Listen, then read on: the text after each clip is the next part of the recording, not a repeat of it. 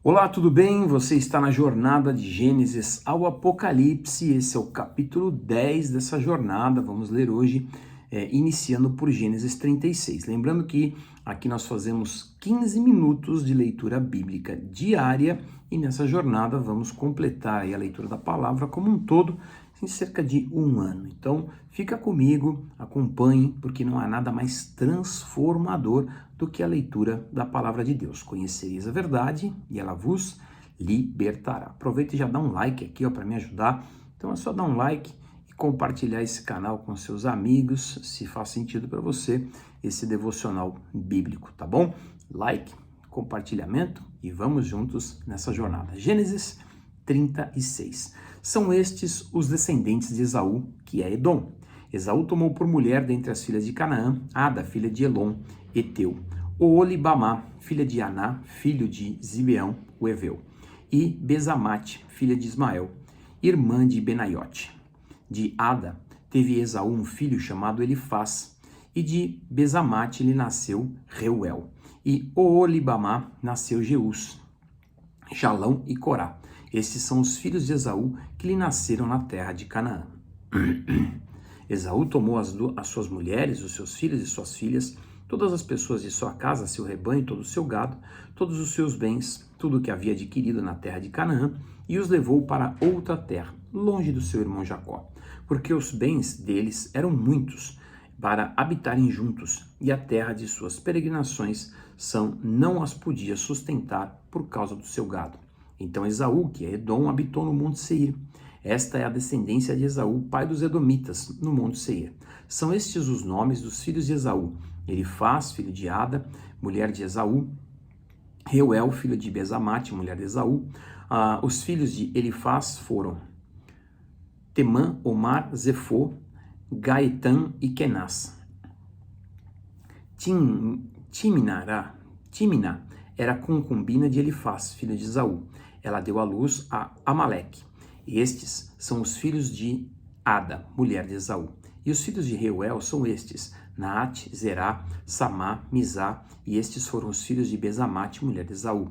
E são estes os filhos de Oolibamá, filha de Aná, filha de Zibeão, mulher de Esaú. Ela deu a Esaú Jeus, Jalão e Corá.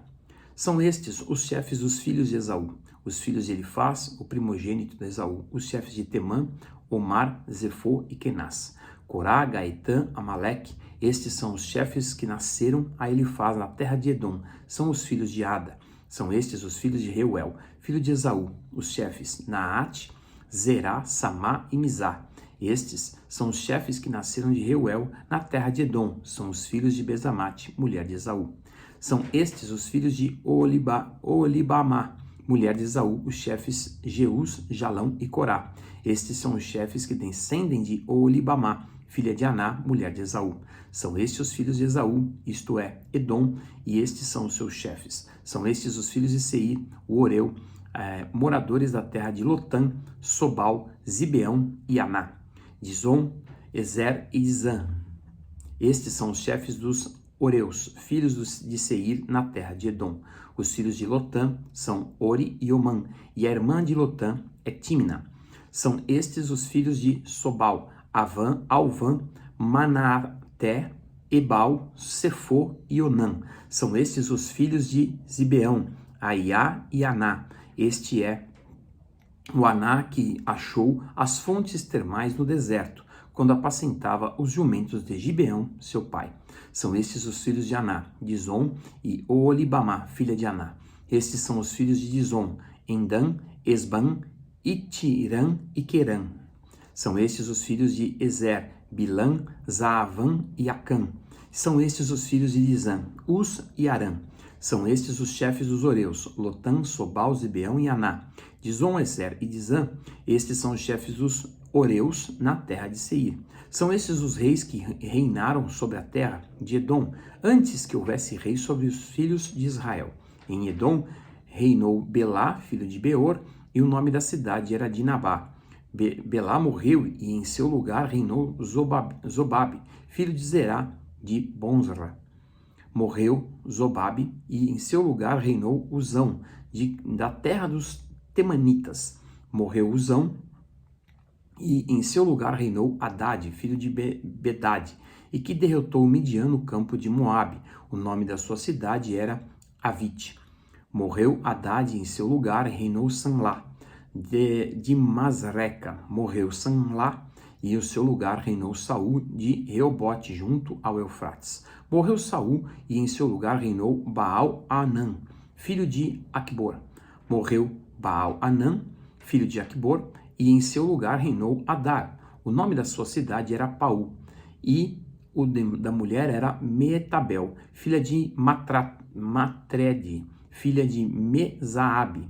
São estes os nomes dos chefes de Esaú, segundo as suas famílias e os seus lugares e os seus nomes. Os chefes Timna, Ava, Getete, Olibamá, Alá, Pinom, Kenaz, Temã, Mibzar, Magdiel e Irã. Estes são os chefes de Edom, segundo as suas habitações, na terra que possuíam.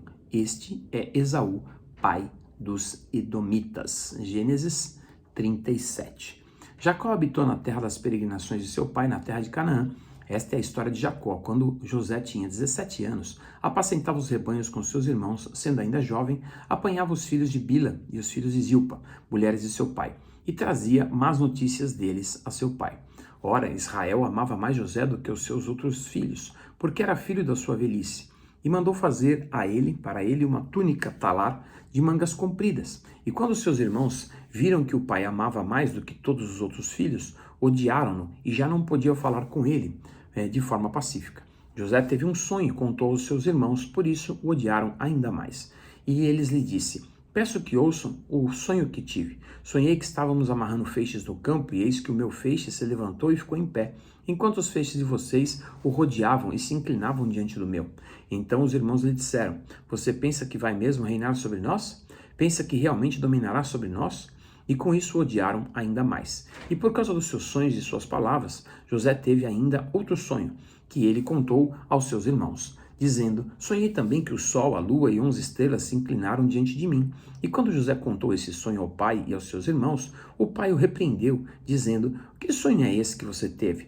Você está querendo dizer que eu e a sua mãe e os seus irmãos iremos nos inclinaremos até o chão diante de você?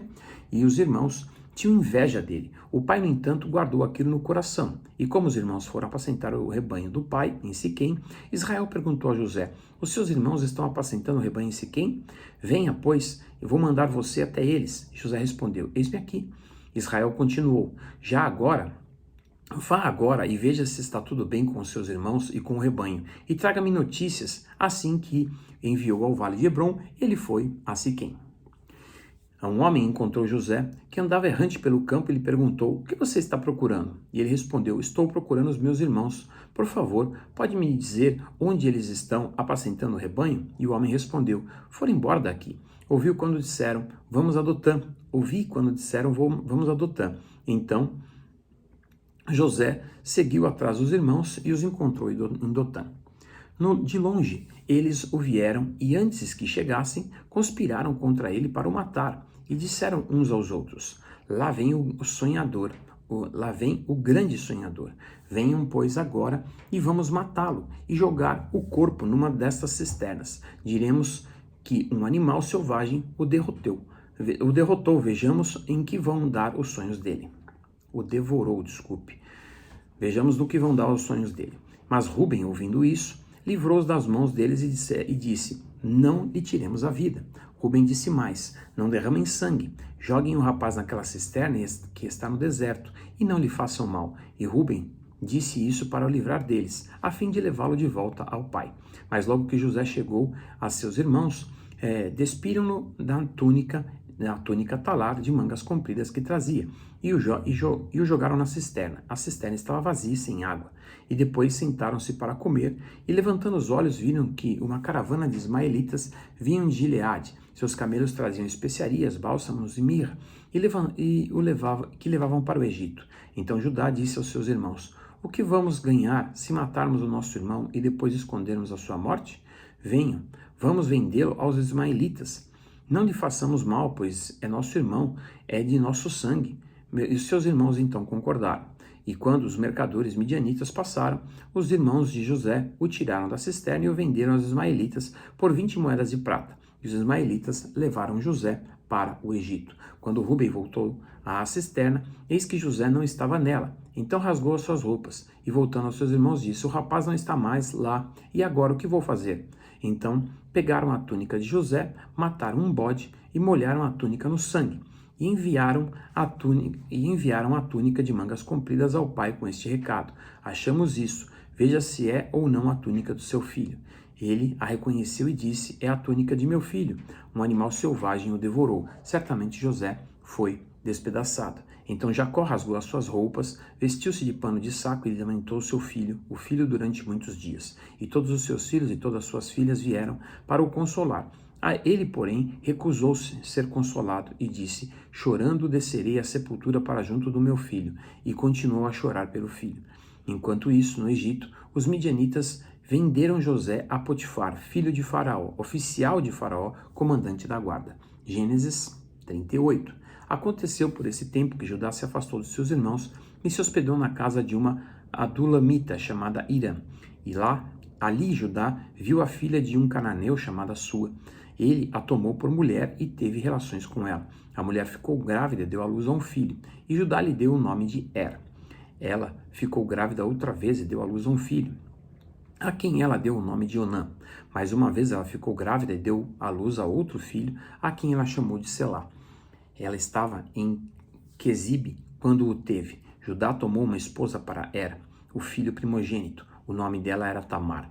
No entanto, Er, o primogênito de Judá, era mau aos olhos do Senhor, e por isso o Senhor fez com que ele morresse. Então Judá disse a Onã: tenha relações com a mulher do seu irmão, cumpra a obrigação de cunhado e dê uma descendência ao seu irmão. Mas Onã sabia que o filho não seria considerado seu, e por isso toda vez que tinha relações com a mulher do seu irmão, deixava o sêmen cair na terra, para não dar a descendência ao seu irmão. Isso, porém, fazia era mal aos olhos do Senhor, e por isso fez com que também esse morresse. Então Judá disse a Tamar, a sua nora: continue viva na casa de seu pai, até que Selá, meu filho, cresça.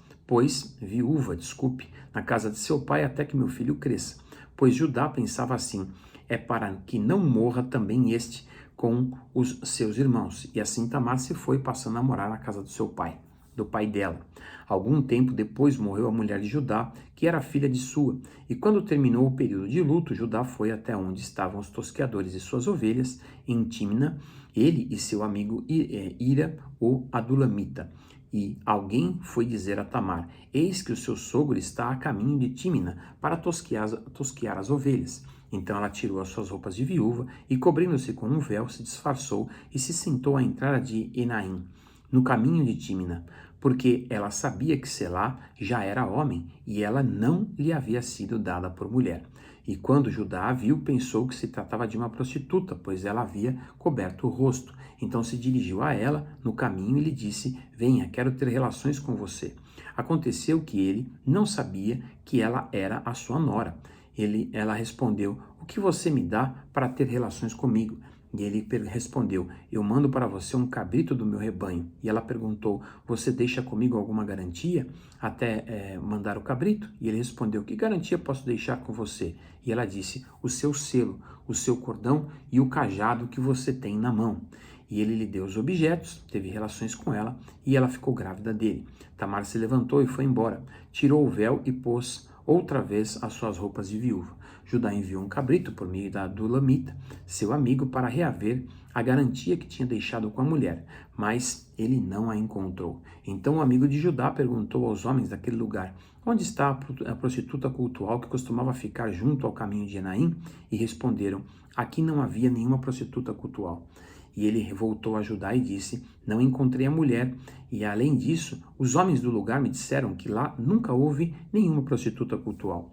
E Judá respondeu: que ela fique com aquelas coisas para si, para que não venhamos a passar vergonha. Eis que mandei o cabrito, mas você não encontrou a mulher. Passado quase 3 meses, foram dizer a Judá: a sua nora Tamar se prostituiu, pois está grávida. Ao que Judá respondeu: tragam-na para fora para que seja queimada.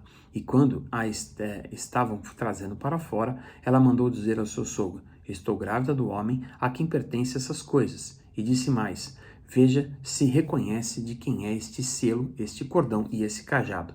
Judá os reconheceu e disse: ela é mais justa do que eu, porque não dei a Selá, meu filho, e nunca mais teve relações com ela. E aconteceu que, estando ela para dar à luz, havia gêmeos no seu ventre. Ao nascerem, um pôs a mão para fora, e a parteira, tomando-a, amarrou nele um fio vermelho, dizendo: este saiu primeiro. Mas, recolhendo ele a mão, o outro nasceu primeiro. E a parteira disse: como você rompeu a saída? E lhe deram o nome de Pérez. Depois nasceu o irmão, em cuja mão estava o fio vermelho, e lhe deram o nome de Zelá. Amém? Bom, até aí, terminamos aqui em Gênesis 38, já passou os nossos 15 minutos, e amanhã continuaremos na nossa jornada. Deus abençoe ricamente, não esquece de dar um like aqui, hein? Até amanhã.